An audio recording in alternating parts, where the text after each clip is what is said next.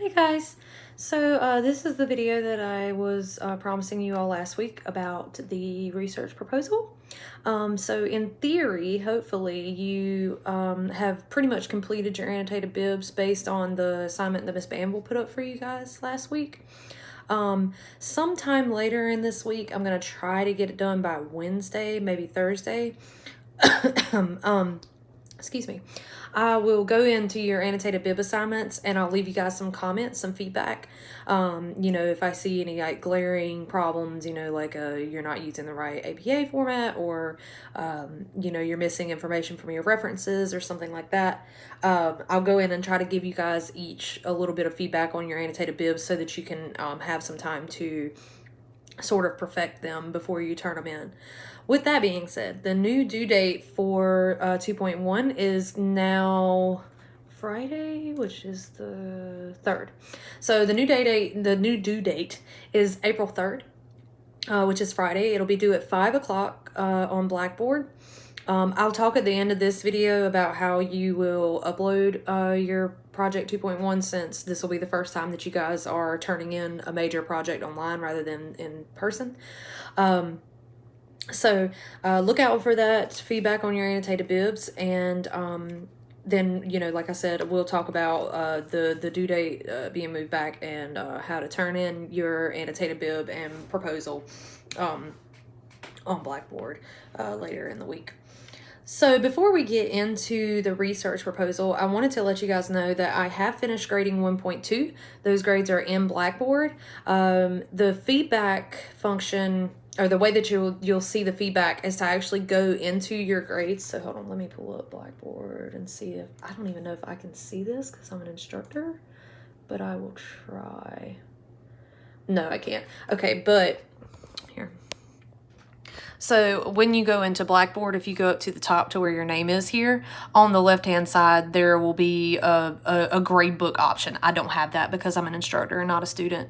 But once you go into that grade book, you just click on our course.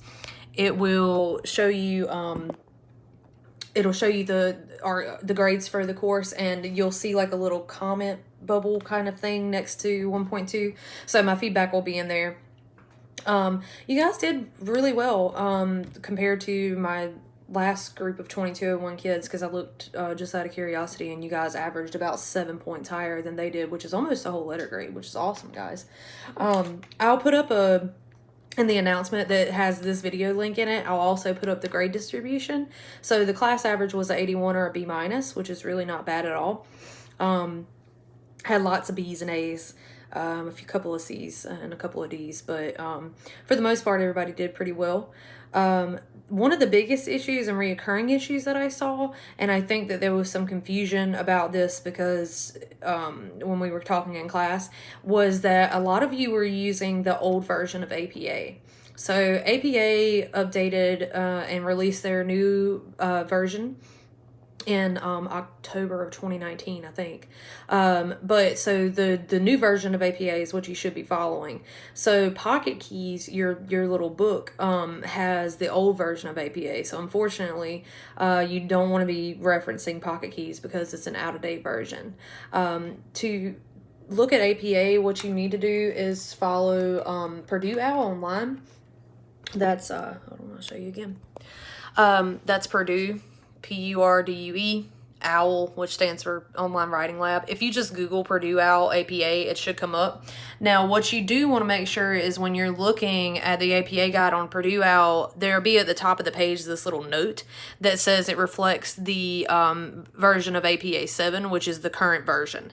They still have the older APA style up on their website. So just be careful to make sure that you're following the one that says that is the current version, which is APA 7. So just make sure, it'll be at the top of the page for anything you click on. This is how Purdue OWL is organized. So over on this side, you've got all these little menu options.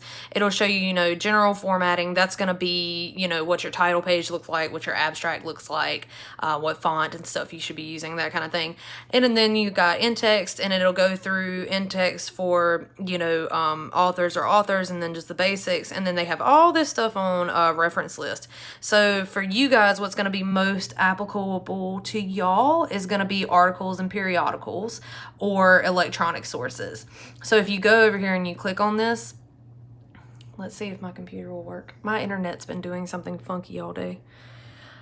It'll show you the basic format of what an article is going to look like. So for you guys, it's going to be an article in an electronic journal because you're not using a print journal, would be a physical copy of a journal. So it shows you what the layout of that reference should look like. And you can follow this pretty much to a T. You know, it's pretty straightforward. Author or authors, if you have multiple, year of publication, this is going to be, hold on, let me highlight so you can see what I'm talking about. This is going to be the title of your article. And notice that APA does that weird thing of only capitalizing the first word or any word that comes after a colon. And then the italicized font after that is going to be the journal itself, the name of the journal. Then a comma, the volume number, which is going to be italicized, the issue, or it maybe just be called number. It might be like volume 6 number 1, or it may be volume 6 issue 1, but that's what these numbers are. The 6 and 1, that's your volume, and then your edition. And then this is the page numbers of the article. And then the last thing you'll do is include this DOI. So that's what your journal references are going to look like. But you definitely want to be checking this against Purdue OWL and not against your Pocket Keys books anymore, because Pocket Keys, as I said, has the wrong version, has the older version. So that was one of the kind of reoccurring problems that I saw in 1.2. I did not knock off a whole lot of points if you use the older version. I knocked off points for citations and formatting if you know, first of all, just didn't have good formatting, or if, you know, you were missing an abstract, you're missing a title page, you're missing references. If you're missing in-text citations, you're missing references on your references page. If you used the older version of APA, I just kind of told you, like, hey, you're using the old version. You got a couple of points knocked off because we did address it in class, but not like, you know, you weren't getting a half a letter grade or anything crazy like that. It probably knocked you down by, you know, 1 or 2 points from your total paper grade. So not a huge deal, but I just wanted to bring that to y'all's attention and to make sure that you are using the new version of APA for everything moving forward. Because, you know, now I've said it, I know that I've said it in class a few times. I know Ms. Banville has expressed it in class as well.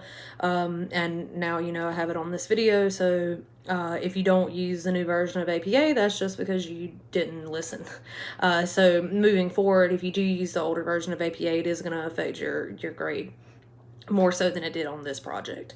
But with all that being said, you know, your grades are up. You can go into Blackboard, like I said, and see my feedback on your papers. If you have questions about your feedback, please do reach out to me. My email has finally calmed down a little bit. I'm not getting constant updates about the COVID-19 situation.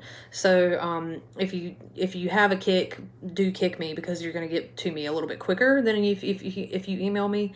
But you guys know how I am. I usually respond to emails within, you know, a couple of hours at the most, unless you know, email me at 2 o'clock in the morning or something, then I'm not going to respond to you until I get up. But if you do have a question about your feedback, do let me know. I unfortunately don't really have a way to send you guys your actual physical papers, and I've really, because of that, I didn't even really write that much on your actual physical papers like I did for 1.1. I more so just kind of went by the rubric and jotted some quick notes in the rubric. But like I said, if you have a specific question about your feedback, please do contact me. I'm more than happy to answer any questions that you may have.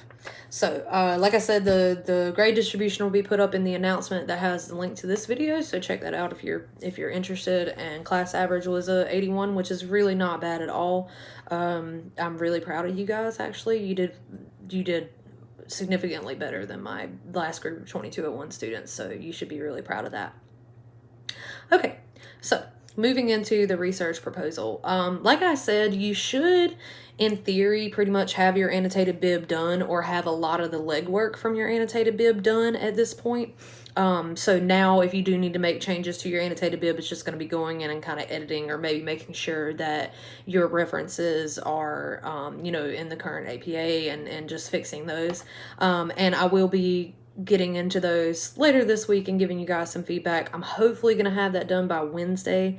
I have papers to grade for my freshmen, so I'm not 100% sure exactly when it'll happen, but definitely by Thursday. So you guys have at least a good 24 hours to get in there and make any small changes to your annotated bib that you might need to make.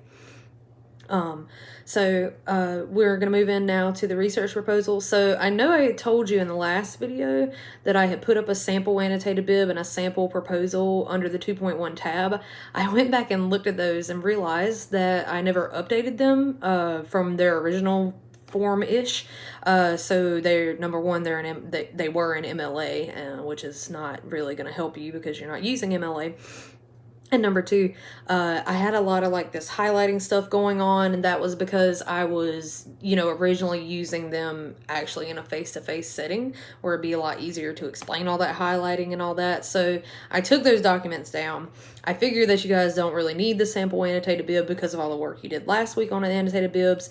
But if you really, really want me to, just shoot me an email, send me a kick message, and I will modify the sample annotated bib that I have to better suit your needs and put it back up. But for now, I've just taken it down because I'm assuming that you guys have already pretty much gotten the annotated bib stuff down. And I've also took down and revised the research proposal. So if you had looked at the research proposal previously, I'm really sorry. It was probably a little bit confusing, like I said, with all this highlighting and stuff that I had going on in there. So I've revised the research proposal so that it's going to make a lot more sense now, and it's also in APA format, which is going to be helpful to y'all, whereas it was originally in MLA. So I'm going to run through this research proposal. I suggest that you use a similar organization as that I have in this, just to help, like I've told you guys in the past, the subtitles and stuff kind of help you stay organized as to where you are.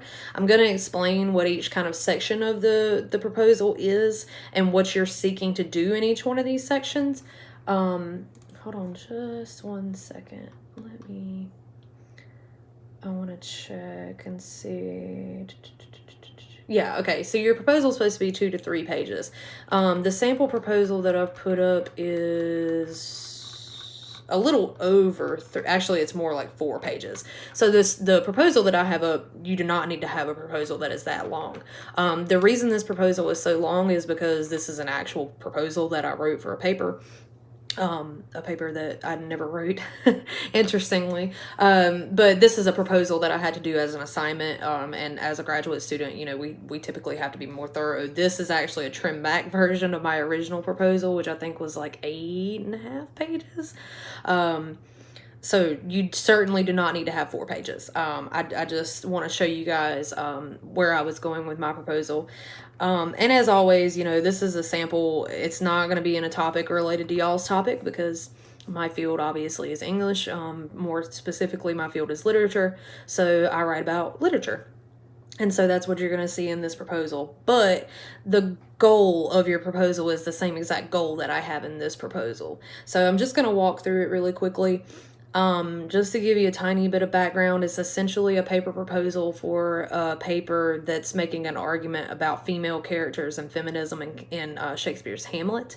You don't need to be familiar with Hamlet to understand any of this, but if you are familiar with Hamlet, it may be interesting to you. Or if you care about Hamlet for some reason, it may be interesting to you. So you're going to be doing the same thing that I'm doing in this proposal, just with your specific research questions. So I know a lot of you are criminal justice. I think some of you are looking into like criminal profiling and stuff like that. So you might have a specific question within the topic of criminal profiling in, criminal justice. So in this case, it's my field is literature, and I have a specific question in regard to feminist study of Hamlet. So that's what's happening in this. And I'm going to go through it relatively slowly because I want you guys to really have a full understanding. And again, if you have, and this document is now also up on Blackboard, by the way, it's under the 2.1 tab, it says sample research proposal. So you can find this document and go through it with me if you'd like to. Actually, I'll give you a minute for those of you who might be pulling it up. So I'm going to go through this a little bit slowly, just to, give you guys a full understanding of what I'm asking you to do. And also because I don't want you guys to get too caught up in the content of this thing. Like I said, it's not in y'all's field, so it's not exactly relevant as far as the content of what I'm saying, but the main points of what's happening in this proposal are relevant to you. So that's what I'll explain. And that should have given you guys time to pull up your stuff if you needed it. Okay, so to start with, I went back and I made this APA, so you guys should be following this exact sort of formatting. So, new APA, there's nothing at all in the header except for your page number on the right-hand side. Make sure that you're putting that in Times New Roman. As always, everything in your paper should be in Times New Roman 12-point font. So that's that. Header information is simply your page number. Way easier than the old APA. Okay, so I've got a specific title, right? This is a very specific title. Shakespeare satirizing women's treatment in Hamlet, right? So I'm identifying the author. I'm identifying the work that I'm talking about. So for you guys, like I said, for you, with the criminal justice example, like your title may be something that's more like, issues in criminal profiling or something like that. Or for you social work people, it might be, childcare and parenting or something in social work. I don't know. But you do want to have something that is specific to your issue, your topic. Chances are pretty good that this title that you have here is going to be the same exact title that you have for 2.2 when you actually write the paper that you're proposing. With that being said, let me back up for just a minute. So I've told you guys over and over that everything in this class kind of builds on itself. So for this project for 2.1, you're doing this annotated bib, which are going to ideally be the sources that you use in your final paper. So your final paper in this class is a research paper on a specific topic, right? And so your proposal is essentially you breaking down and explaining to me exactly what your research paper is going to do, right?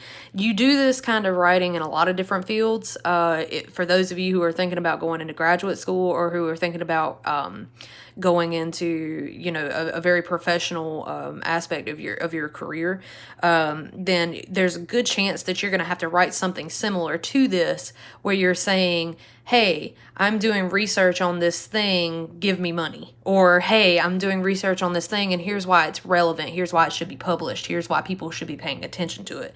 That's essentially what a proposal does. It explains the research that you're going to write about later on in the context of why it's important.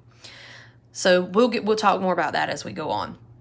But let's talk about APA, this new APA formatting. So first thing is you're putting 3 or 4 spaces between the top of your page, right, and where your actual title is.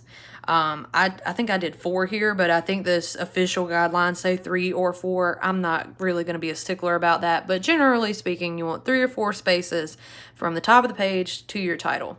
Then your title is going to be, specific to your research. You should be able to take this title and hand it to somebody, in the street, and they would know exactly what you're going to be talking about. Like, you can't really mistake this title. It's very specifically Shakespeare, the satirization of women or women's treatment in this play, right? So you want a very specific title. Your title is going to be bolded. No italics. The only reason I have italics here is because this is the name of a play, obviously, so it's going to be italicized. Then you're spacing 2 more times. Then it's going to be your full name. So, your first name, middle initial, last name. And then you can basically copy and paste this information out of this document and put right on your title page. It should look exactly like this. Department of English, East Carolina University, our course 2201, because that's what the paper is being written for. That's what course the paper is being written for. And then the title of the course, my name, and then the date. I just put the due date for the purposes of this, which is fine. So like I said, you can literally go in and copy and paste this exact information into your title page. The only thing that'll look different on yours is, of course, your title will be specific to your paper, and then this will be your name and not mine. Okay, so moving on. All right, so now we're getting into meat and potatoes kind of things. I'm gonna back up just a little. All right, so we got our title again. I know it's hard to tell because I have words after this, but this is centered. So bolded, centered, same thing as above, right on your first page. And I just left a little note that says, notice this is a clear original title, which is what I was just talking about. So when you move into the meat of this thing, your proposal is essentially a problem statement. So a problem statement is kind of like I said, it's this background of, I'm doing this research for this specific reason, and here's why it's important. So you can use problem statement. You don't have to use problem statement. You could just take it out and go straight into having these as your subtitles. There's 3 of these, which we'll get into in a second. But you can leave problem statement there if you want, or you can go straight into critical common ground. Either way. If you use problem statement as your level 1 subheading, it's just going to be bolded and left aligned. If you have level 2 subheadings, which are going to be things that fall under, your level 1 subheading, then it's going to be bolded and italicized, still left aligned, but it's going to look like this. So keep that in mind. That's all your APA formatting stuff. So getting into the actual meat of this thing. The critical common ground refers to the currently held kind of consensus about something in your field, right? So the critical common ground is going to be, here's what other scholars in my field are saying about this topic kind of right now, what the current conversation is. For you guys, you'll notice that a lot of my references in this are much older than the references that y'all will be using, because your references should be less than 10 years old, or 10 years old or younger, rather. So, in other words, nothing published before 2010. But in literature, that rule doesn't really matter. People have been writing about Shakespeare for forever, and scholars from the early 1900s even are still relevant in the conversation in some ways. So even though some of my sources are older than y'all's, it is essentially what is right now being discussed about this particular topic in your field. So for you guys, it's going to be, I read these 4 sources, which were your annotated bib sources, and here's what these people are saying about this issue. Okay. And it may not be an issue that's like super specific. So you may have an article about, if we return to like, okay, let's say that you're talking about, you're a social work person and you're talking about parents not being able to pay for childcare or something like that. You might have one article that's talking about low-income parents, and you might have another article that's talking specifically about childcare, right? So even though they're not necessarily both talking or focusing exactly on what you're focusing on, they're still saying something that has to do with your topic. So essentially, you're just coming in and you're giving me a background on what current scholars are saying in your field about this particular issue. So notice that I have this thing in all caps and red. Do not include this information in parentheses in your proposal. In other words, everything that you see after this subheading should not be in your proposal. Don't model behind me too closely. The only reason I have this stuff in parentheses right here, and for the future subheadings that are going to be lower down in the paper, are to tell you a kind of definition of what this is. So don't include any of this in your paper. All right. So, well, for my critical common ground, I'm not going to read this out to you because it's kind of it's kind of long. Number 1, and number 2, it's a little bit irrelevant. But essentially, what I'm saying is, within Shakespeare study, there are kind of 2 different schools of thought. One group of people think that Shakespeare was a sexist asshole who wrote, characters, that wrote female characters in a misogynistic way. The other school thinks that he was writing as a reflection of the culture that he lived in. So in other words, he himself wasn't necessarily a sexist, but he was simply writing in a realistic way to reflect the very real sexism that existed in his culture. That's essentially what I'm saying for this entire thing, which is quite long. Like I said, you guys do not need nearly this much information. When I wrote this proposal, I had close to 20 resources. So my background in this is much deeper than what y'all's is going to be. But essentially all you're doing is coming in and saying, look, here's what people in my field, experts in my field, are saying right now about this issue. That's it. This is not your opinion. This is totally, here's what the critics are saying. Here's what the scholars are saying. Okay. So I will point out one thing here. Down here, I have this statement where I say, critics like Janet Adelman attempt to escape the trap of marginalizing Ophelia and Gertrude, but ultimately become encompassed in a discussion that further disregards the uniqueness of these women, blah, blah, blah, blah, blah, blah, blah. So the note that I have immediately behind that is that I'm lightly disagreeing with a critic right here. So even though I'm disagreeing with this other critic, I'm doing it civilly. I'm not coming in here and saying Janet Adelman is the stupidest Shakespeare critic that ever existed. She's totally wrong. She has no idea what she's talking about. And you guys should practice the same thing. You may come across viewpoints in your research that you're not totally on board with, and that's perfectly fine. And you are perfectly allowed to argue with other writers in your field and other critics in your field. Actually, that's a big part of what scholarship in fields is people arguing with each other, especially in my field, because there's no right answer with literature, so everybody is just basically arguing with each other all the time. And that's totally fine. You can do that, but if you're going to do that, you have to be very, very civil, and you have to be very careful how you're wording this. So I'm saying here she attempts to escape the marginalization of these characters, but then she kind of falls back into it anyway. And it's not me saying, she is purposefully marginalizing characters, or that she's purposely being, mean to these characters or something like that. But so let's say in your fields you find this research where somebody's taken a control group of people and they're analyzing whether or not racism exists in the selection of SNAP benefits. I'm just pulling shit out of the air, y'all. But let's say that you're doing this research on SNAP benefits, and this other scholar has done this research where they took a control group and they're arguing that there is no inherent or systematic racism in the system.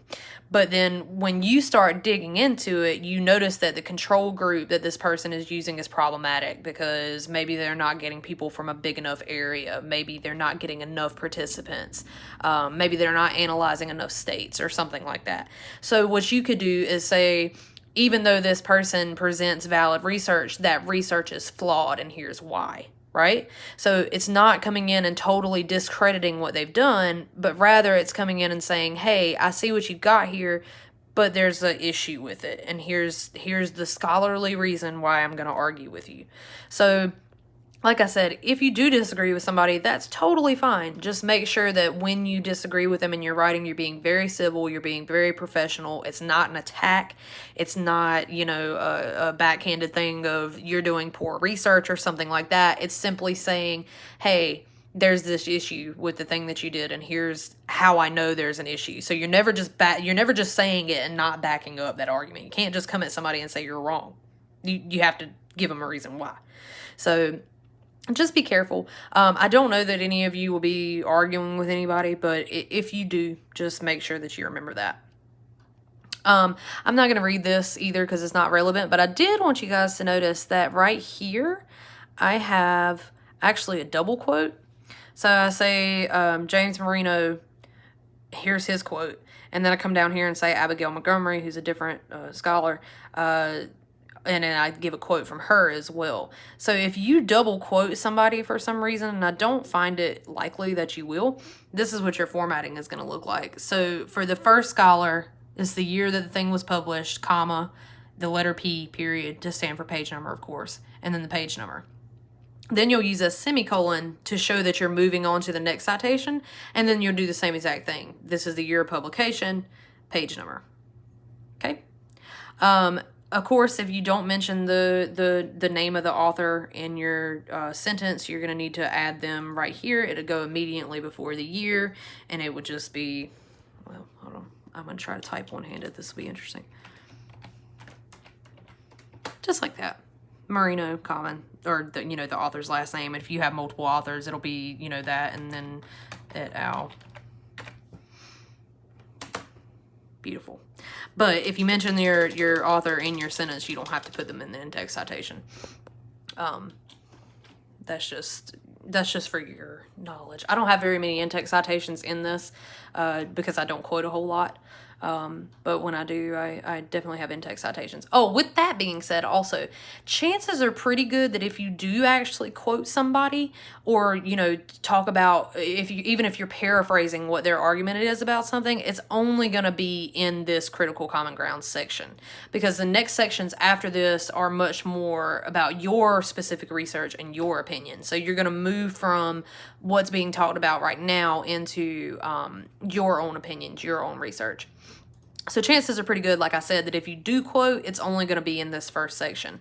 But, you know, same thing as always. If you quote, you need to be following APA format, have full references, all that good stuff. And I have references in this that we'll talk about when we get down there. Okay, so then the next section that we're going to move into is called the disrupting problem / question. So in this case, I have a question, but you may have just a problem, not necessarily something that can be put in the form of a question. But basically what this section is going to be is, what problem or question have you encountered from your research? So what is it that you're researching and that you've come across that you think needs more attention, or that you think is maybe the current conversation about it is problematic or flawed in some way, or, you know, maybe you found this issue that nobody has really written on in the last 15 years in your field, so you think it needs to be studied with a kind of fresh look or with fresh eyes. But essentially, this is where you'll be telling me what exactly it is that you're researching. So notice, first thing off the bat, I have an I here. You can definitely say I. You can say, I'm doing this research for X reason, you know. And you can be very, you know, forthcoming and coming out and saying, I'm doing this, I propose this, I found this research, I have this problem. You know, you can definitely use I, excuse me. So here I'm saying all this stuff. I'm saying that I have no intention of discrediting or disagreeing with other scholars, blah, blah, blah, blah, blah, blah, blah, blah, blah. And then I come down here and say, I propose instead that Shakespeare quietly satirized the treatment of women in his own time. Later, I actually write out my questions. So you may actually have a question rather than just a statement or a problem or whatever. You may have a specific question. So in this case, I did. I said, based on all this consideration, I'm seeking to answer the issue of Shakespeare's own sexism or lack thereof based on the following question. What do Gertrude and Ophelia's ambiguous deaths show us about Shakespeare's representation of women? Okay, so I'm proposing a very specific question about, my field. Your question is not necessarily going to be this specific, nor is your problem. Again, this is a proposal that I wrote that was very, very detailed. I had multiple references in a way that you guys don't, and I'm much more of an expert in my field than you all are, because I'm simply above you as far as education.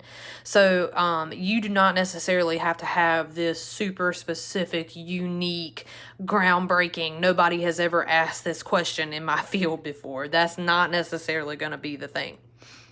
But so let's return to the SNAP benefits kind of example. So when you do this, your question may be, it may be something as simple as, is there systematic racism in the selection of SNAP benefits, beneficiaries? That could be your question. Or if you're doing the criminal justice, it could be with the criminal profiling, it could be, are there ways that we can use criminal profiling to decrease the number of serial killers in the United States, or something like that. It does not have to be a very, very super, because this question that I have right here is super, super specific. It's a super specific feminist question about a specific Shakespeare play, and even more specifically about the deaths of two characters in this play. So your question is not necessarily going to be this specific. And it may not even be a question. So if we return to the SNAP benefits, you can either pose it as a question: is there systematic racism in this program? Or you can say point blank, there is systematic racism in this program. That's my problem, right? So rather than proposing a question, that's why up here in this subheading I have disrupting problem / question. So if it was a question, you might say, is there systematic racism in the system? If it's a problem, then you're going to say there is systematic racism in this system. Okay? So same thing. And then with the profiling thing, if you were going to pose a question, it would be, what can we do with criminal profiling to prevent the number of serial killers in the United States? If it's a problem, it could be, we're not doing enough with criminal profiling to prevent the number of serial killers. So I hope that makes sense, that you can pose it as a question, or you can put it point blank that there is a problem. It's going to kind of be based on the research that you've done. So if we're returning to the SNAP benefit thing again, if we're talking about, if you've done a lot of research that has shown point blank there is systematic racism in the SNAP benefits, then when you write your disrupting problem, it's going to be the problem. It's going to be, yes, there is systematic racism. If you've done this research and a lot of people are saying no, there isn't, and a lot of people are saying yes, there is, and they have research that backs kind of both things, then your question may be, is there racism, or should we be investigating more fully whether or not there's racism, right? Same thing with the profiling. If you found a whole bunch of information that shows that criminal profiling is being used to, help stop a bunch of serial killers in the United States, then it's going to be, the problem of I'm sorry. If you find a bunch of research that says there's not enough criminal profiling happening to help stop serial killers, then your problem is going to be, hey, there's not enough of this going on. If you're finding research that's much more ambiguous, then it might be, hey, what can we do to increase criminal profiling to help solve this problem? Okay, so like I said, it doesn't necessarily have to be a question or a problem. It's going to kind of depend on what your research has told you. And if you guys have questions about this, if you're having a hard time coming up with your research question or your problem, then please do let me know. You can again send me a kick message, email me. I'm available pretty often, so just let me know. All right, so then finally, the last section of your proposal is going to be called consequences. So the consequences essentially means you're going to be explaining why your disrupting problem or your question actually matters. Why should anybody give a damn, right? So when I start talking about this, what I'm saying is that, and again, I'm not going to read you guys this because it's pretty long. What I'm saying is that if my argument is correct, right? If I'm saying that Shakespeare is not a sexist, and he's also not simply reflecting the culture of his time, then that means that he was anti-sexist, essentially. It means that he was satirizing the treatment of women in his time. And if that is the case, then we need to be going back through Shakespeare's canon, because I'm looking specifically at Hamlet, right? And Shakespeare wrote a lot of stuff, right? So if I'm right, if I'm able to prove, essentially that there is a good chance that Shakespeare wasn't necessarily a sexist, and he wasn't necessarily just, reflecting the misogynistic culture of his time, then we need to go back through his canon and look at how he writes other women in other plays, in other poems, and so on and so forth. So there's a very real reason why my research should be seriously considered, because if I can prove, that this is an issue, then we need to go back in and reevaluate other works by Shakespeare and see what he was trying to do. So in y'all's case, again, if we return to the SNAPs benefit thing, right? If your question is there systematic racism in the SNAP benefits, or your problem is there is systematic racism, then of course your consequence is going to be, we need to stop this. There are people who may not be getting benefits who deserve to get benefits because the program is inherently racist, right? So that would be your consequences section of the proposal. And then, same thing, if we return to the criminal profiling, then, if your question is, what can we do to, better criminal profiling to prevent the spread or the rise in serial killers or something like that, then obviously the consequences are you're going to stop serial killers and less people are going to die, right? So you're coming up with an explanation of why your research matters, right? So, I mean, with you guys, with the SNAP benefits and the serial killer examples that I'm using, I don't know why those were what came to mind. They're very real world, like, this needs to happen because real people are being affected. In my field, not really. Nobody cares about, the feminist nature of Shakespeare except for people like me, that are literature scholars. So don't feel pressured for your consequences to be stop serial killers or end racism in the SNAP program.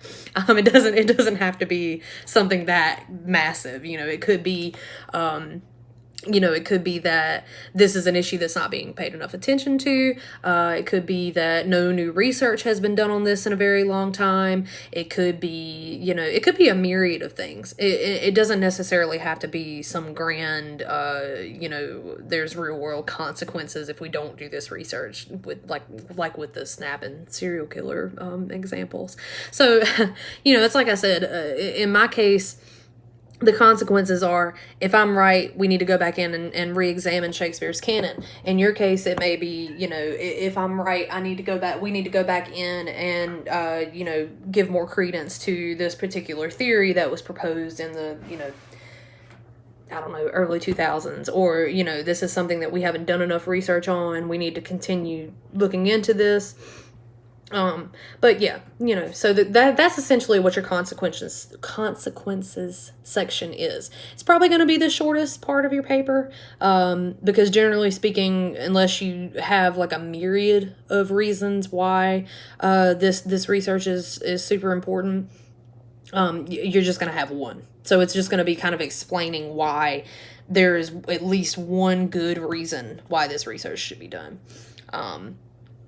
So that's basically it for your proposal. And the last thing I do have in here, the references that I've used here. So I've got this note immediately under that says focus primarily on the highlighted references. That's because these two highlighted references at the bottom both came from online journals, which is where you guys are primarily getting your information. These two up here come from books, for those of you who may be using books. So in this case, with these book references, I'm only using sections of books. That's why there are page numbers listed at the end. Like I'm using this is a chapter of a book. This is an introduction to a book. So it's not the book in its entirety. So for you guys, that may be the same thing. You may be using a part of a book. If you are, this is essentially how you're going to cite it. It's going to be, author's name. In this case, I have two authors listed, but I'll get to that. So author's name, year of publication. This is the name of the chapter. This is the name of the book.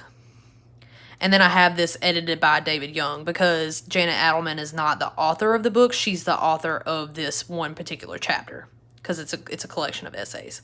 And then this is your publisher, page numbers, where it occurs. If you're quoting the whole book, you would simply have author's name, title of the book. It wouldn't be a title of a section, and then the publisher and no page numbers. So in this case, this is a book where the author is the same person, like she wrote this entire book. So, author's name, year of publication.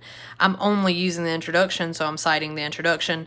This is the title of the book, and then, publisher, and then the page numbers where that introduction comes from. But if you were using the whole book, it would just be title of the book, publisher, no page numbers. Okay. And then these final two are examples of journal article references. So, author's name, year of publication. This is the name of the article itself. The journal is ELH. The volume number is 84. There's no issuer number here, so there's just the volume and then the page numbers that it occurs on. Same thing here, last name, first name, 2009. This is the title, which is very long. That's the title of the article. Journal, volume, edition number, page numbers. Also notice, and I know this is super small, but the volume numbers are also italicized. So your journal title is italicized, as is your volume number here. And then the edition or the number comes in immediately after your volume number. In other words, there's no space between this volume and the parentheses that follows it. Okay, so that's essentially it for the paper proposal. I went through that a little quickly, or not super quickly, but I went through it kind of quickly. But again, if you have questions or concerns, please do kick me. Send me an email. Like I said, my email has slowed down drastically. So if you want a really quick response, kick me. If you want to send me a traditional email, that's fine too. And I will get back to you as soon as I can. So before I end this video, I'm going to show you guys how to turn in project 2.1. All right, so when you're in Blackboard, you're gonna go to the 2.1 tab, and you really can't miss it. It's this big thing that says Turn in Project 2.1 here. Please note that you have to turn in your file as either a PDF or a .docs, okay? The reason for that is that for some reason, Blackboard does not recognize like the dot pages that Mac does, or things like that. If you're having problems getting your file to save as a .docs or as a PDF, I mean, worst case scenario, just email it to me. I'll accept it that way. But please do try to turn it in here on Blackboard. So once you see this, you just click on that. It's going to look like this. You come down, attach files. You know, y'all know how to attach a file. You browse your computer, attach a file. And then once you're done, at the bottom right hand, there's a little submit button. So you'll just click submit. That's it. If for some reason you upload the wrong file, just upload it again. You have unlimited attempts. In other words, you can turn it in as many times as you need to. So, you know, say you go in and you turn it in and you realize that that was your draft that doesn't have any references in it. You can just turn it in again. I'm gonna grade the last file that you turn in, because, you know, the assumption is the last file that you turn in is the right one. And if for some reason you turn it in and it looks weird to me, like, you know, you don't have any references, or, you know, you're missing an introduction or something, or not an introduction, but if there's something that seems off to me, I'm going to contact you and say, like, hey, did you turn in the right file? But, you know, generally speaking, that's not an issue. I'm sure you guys have turned in stuff to Blackboard before.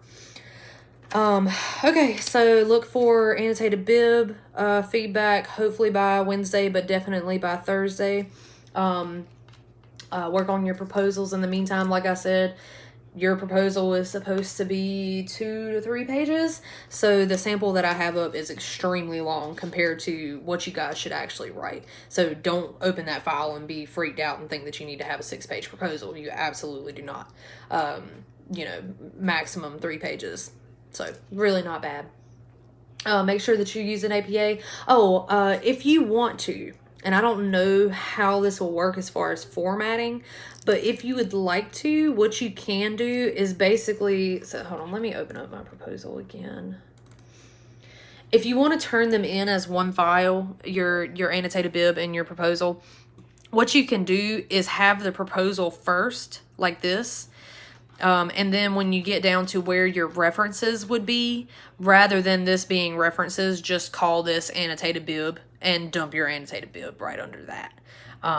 You can do it that way. If you want to turn it in as 2 files, you can turn it in as 2 files as well. It doesn't really matter to me, whatever is easiest for you guys. Just please, please, please, please remember they have to be uploaded as a .docs or a PDF.